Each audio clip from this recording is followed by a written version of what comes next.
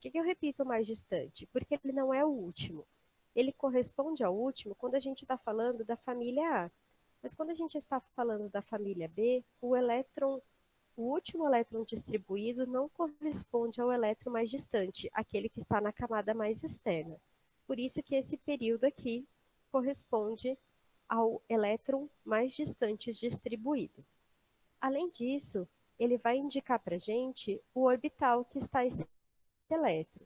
Então, aquele elétron, o último elétron distribuído no orbital S, vai estar nessas duas primeiras colunas. Sendo que se no orbital S a gente tiver apenas um elétron, ele vai estar na coluna 1, e se ele tiver dois elétrons, ele vai estar na coluna 2. Vou passar lá para o orbital P. E aqui a distribuição dos elétrons no orbital P de acordo com a quantidade que a gente tem. Então, aqui, 1 elétron, 2 elétrons, 3 elétrons, 4, 5 e 6 elétrons no orbital P. Quando a gente tem o último elétron distribuído nos orbitais S ou P, esses elementos são classificados como a família A. Neste caso, a gente tem o último elétron distribuído como o elétron mais distante do núcleo. Quando a gente tem esses elétrons distribuídos nos orbitais D ou F, o último elétron distribuído não corresponde ao elétron mais distante. Esse tipo de elemento químico é classificado como a família B. Então, por exemplo, vamos pegar essa fileira aqui. O último elétron está distribuído na fileira 3D, né? no último orbital distribuído. Só que para ele poder chegar nesse 3D, ele precisou passar pelo 4S. Por isso que ele está no quarto período. Então, para a gente colocar ele, identificar o período na tabela periódica, a gente precisa identificar o elétron mais externo. Os elementos da família A estão agrupados na família 1A quando ele termina com S1, 2A quando ele termina com S2, e a partir do 3A eles têm o elemento, o elétron distribuído no orbital P. Então aqui ele vai P1, P2, P3, que é a família 3A, 4A e 5A, e P4, P5 e P6 para a família 7A, desculpa, 6A, 7A e 8A. Na família B, a distribuição na tabela periódica é um pouquinho diferente. A 1B e 2B são as duas últimas colunas, onde a gente tem o D9 e o D10, né, quase completo esses orbitais. E depois ele volta. O D1 ele é a família 3B, D2, 4B, D3, 5B, D4, 6B e D5, 7B. A família 8B ela possui três colunas, que é a 6, 7 e 8D. Então, através da distribuição eletrônica, a gente consegue determinar aonde está o nosso elemento químico. Vamos fazer um exemplo. O cálcio, por exemplo.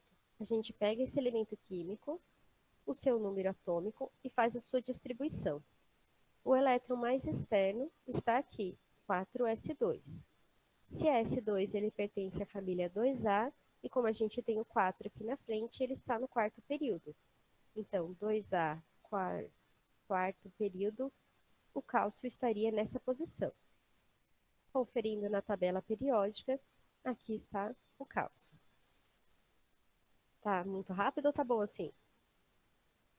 Vocês estão comigo ou eu tô falando sozinho? Bom, vamos continuar. As famílias A, elas possuem nomes característicos. Essa primeira, que é a família 1A, elas são conhecidas como metais alcalinos. E a família 2A como alcalinos terrosos. Depois a gente tem aqui no meio a família B. E voltamos à família A, coluna 3A. A família 3A, 4A e 5A, elas vão receber o nome de família do primeiro elemento químico. Então, aqui a gente tem a família do boro, a família do carbono e a família do nitrogênio. Depois a gente vai entrar em duas colunas que possuem características bastante distintas dos demais, que são os calcogênios, que é a família 5A, e os halogênios, que é a família 6A e 7A, desculpa. E os últimos são conhecidos como gases nobres. Por que eles são gases nobres? Porque eles estão com o orbital P completo. Então, eles têm na última camada já 8 elétrons, eles não reagem na natureza. Como Como eles se apresentam na forma de gases, pelas suas características, eles são conhecidos como nobres porque eles não possuem nenhum tipo de reação com outro elemento. Os elementos químicos, eles também foram classificados na tabela periódica de acordo com a sua classificação. Nessa periodicidade, conseguiu-se juntar elementos que tinham essa mesma classificação. Então, nós temos na família 1A os metais alcalinos, que eu falei para vocês, e na 2A os alcalinos terrosos. Esse pedaço aqui, que a gente tem em rosa, nós temos os metais de transição. Esses metais de transição também são conhecidos como metais de transição externos, porque esses dois que estão aqui dentro, que seriam os lantanídeos e o actinídeo, são conhecidos como metais de transição internos. Esse verdinho aqui, que é o hidrogênio, e esse outro aqui, eles são não metais. Já esses azulzinhos aqui embaixo, eles são conhecidos como outros metais. E esses que parecem verde água são conhecidos como semimetais. Então, até esse pedacinho aqui, a gente tem metal. Daqui para cá, a gente já começa numa transição. Essa aqui, que é a família 7A, a gente tem os halogênios e os últimos, os gases nobres. Então, de acordo com a sua distribuição eletrônica, a gente consegue determinar onde ele está na tabela periódica e classificar esse elemento químico. Outra propriedade muito importante que a gente consegue tirar da tabela periódica é a relação entre o raio atômico, a energia de ionização, o crescimento da afinidade eletrônica e o crescimento da eletronegatividade. Vamos ver alguns. O raio atômico, ele cresce na tabela periódica num sentido um pouquinho diferente do que o imaginário. Vamos supor que a gente um elemento químico comparado com outro, aumentando o número de camadas. Então, a gente tem esse primeiro, que é da camada 1A, e esse outro, que é da camada 6A.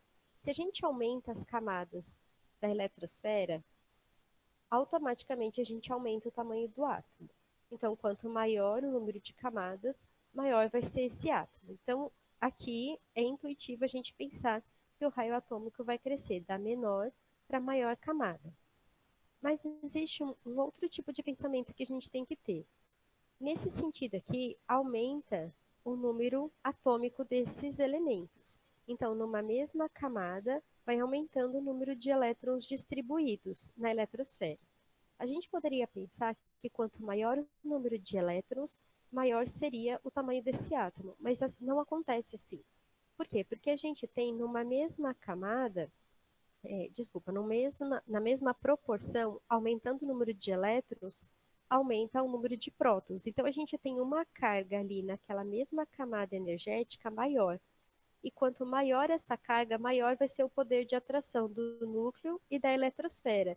Então, eles ficam mais próximos. Se a gente aumenta o número de elétrons, automaticamente o número de prótons, eles tendem a se atrair mais. Então, esse raio diminui. Por isso, então, que o raio atômico ele vai crescer com o aumento da camada, e se a gente tiver numa mesma camada, ele aumenta quanto menor for o seu número atômico. Então, o nosso maior átomo seria o frâncio. Vamos pensar agora na energia de ionização. A energia de ionização é a capacidade de ionizar esse elétron se ele estiver isolado e na forma gasosa. Como que a gente pode pensar isso? É muito mais fácil da gente retirar, né, esse elétron, ionizar um átomo, retirar esse elétron, se ele tiver menor poder de atração com o núcleo. E como nós vimos, essas camadas menores, elas estão mais próximas do núcleo, então elas têm maior poder de atração. Quanto maior o poder de atração, mais energia a gente precisa para retirar esse elétron, então para ionizar esse átomo. Então, a energia de ionização vai crescer conforme diminui o número de camadas. O mesmo acontece se a gente pensar no poder de atração nesse mesmo período, nessa mesma camada. Nós vimos, quando a gente falou do raio atômico, que quanto maior o número de elétrons, maior o número de prótons, então maior a atração que a gente tem entre o núcleo e a eletrosfera. Então, fica mais difícil de retirar esse elétron e ionizar o átomo. Então, a gente tem um aumento da energia de ionização contrário ao raio atômico. O frâncio, que é o maior, a gente tem como se fosse uma blindagem do núcleo nas camadas mais externas, né? Então, é mais fácil da gente ionizar esse elemento do que um elemento menor e com maior número de elétrons no mesmo período. A afinidade eletrônica é a capacidade desse elétron trazer para, a capacidade desse átomo trazer para si um elétron numa ligação química. Então ele vai ter o crescimento oposto ao raio atômico. Por quê? Porque quanto maior o poder de atração do núcleo em relação à eletrosfera, mais fácil ele vai conseguir atrair um elétron para ele. A mesma coisa é a eletronegatividade, que é a capacidade desse átomo trazer para si um elétron, ele ganhar um elétron. Os compostos mais elétrons negativos são o flúor, oxigênio e o nitrogênio.